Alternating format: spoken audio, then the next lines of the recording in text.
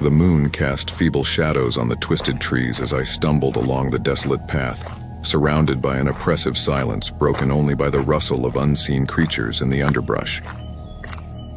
The road, cracked and overgrown, seemed to lead nowhere, disappearing into the inky blackness ahead. The dense forest pressed in on all sides, its secrets hidden behind gnarled branches that whispered malevolent secrets to each other. I clutched the tattered map in my trembling hands, the dim light revealing the haunted expression on my face.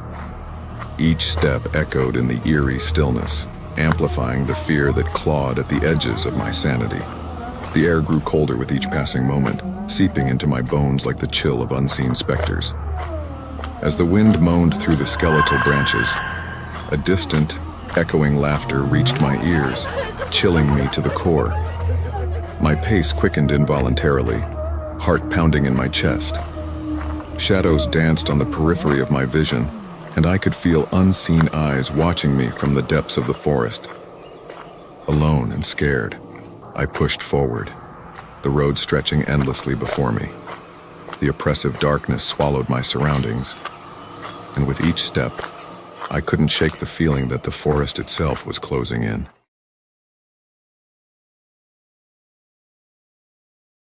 I don't know why I decided to go camping alone in the Pine Barrens. Maybe I was looking for some adventure, some challenge, some escape from my boring life.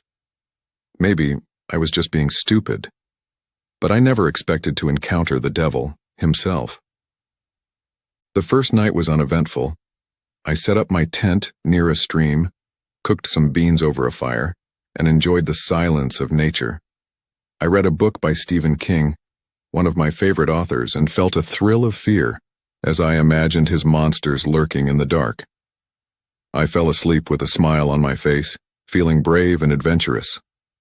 The second night was when things started to go wrong. I woke up to a loud screech that pierced the air like a siren. It sounded like a mix of a horse, a dog, and a woman, and it chilled me to the bone. I grabbed my flashlight and peeked out of my tent, but I saw nothing. The screech came again, closer this time, and I felt a surge of panic. What was that thing? Was it coming for me? I quickly packed my things and decided to leave. I didn't care about finishing my trip, I just wanted to get the hell out of there. I followed the stream, hoping it would lead me to a road or a town, but as I walked, I heard the screech again, and again, and again. It seemed to be following me, taunting me, hunting me. I ran as fast as I could, but it was no use. The thing was faster than me, and it knew the terrain better than me. It was toying with me, like a child with a magnifying glass.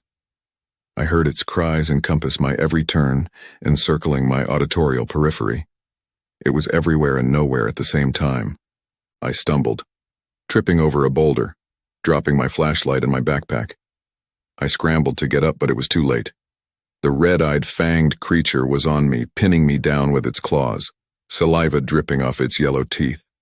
It looked like an evil pony with an elongated, veiny neck, pulsating, with every flapping flight, with a scaly, reptilian-like tail trailing behind. Its eyes, red and glowing, its teeth punctured my flesh with ease. Only then was I introduced to the putrid stench emanating from the gastral hell, sealing my fate to the chyme of this horrid creature. Its jaws crunching my bone, screaming in agonizing pain, a mixture of blood and stomach acid spewed out of me. That's when I woke up, and it was all just a dream. A horrible, vivid, realistic dream, but just a dream. I sighed in relief and wiped the sweat from my forehead.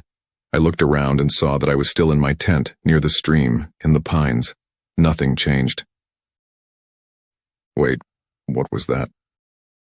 There's a...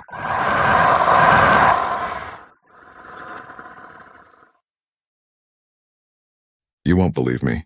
No one ever does until they're scrubbing their skin raw under scalding water, trying to wash away the feeling of unseen fingers. It's that kind of story. I live in a dumpster fire of an apartment on 14th Avenue. The kind where the rent is cheap, the walls are thin, and the history is thick enough to choke you. It's the perfect setting for something twisted. So there I was, another insomniac night typing away at my keyboard, when the air turned cold.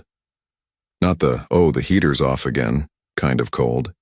This was a deep, marrow-freezing chill that made my breath fog in front of my screen. The next part is where you'll say I'm nuts. My coffee cup slid across the table. No windows open, no clumsy elbows, just the cup and a trail of lukewarm coffee following behind like a snail's wet trail. I told myself it was just vibrations from the street below. But who am I kidding? Then came the whispers. Not the kind you can ignore, but the kind that crawl into your ear and lay eggs. They said things, terrible things, about life, about me. They knew things no one should know.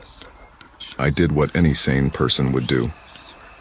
I ran, but not before catching a glimpse of the mirror. There was a figure, a smudge of a person, standing right where I'd been sitting. It had no face, just a blur where features should be, but it was looking right at me. I'm not writing this for upvotes or because I need to share my spooky story. I'm writing this because that thing, whatever it was, it's still here. I can feel it watching me, waiting. And if you're living alone in the city, reading this in the dead of night, know that you might not be as alone as you think.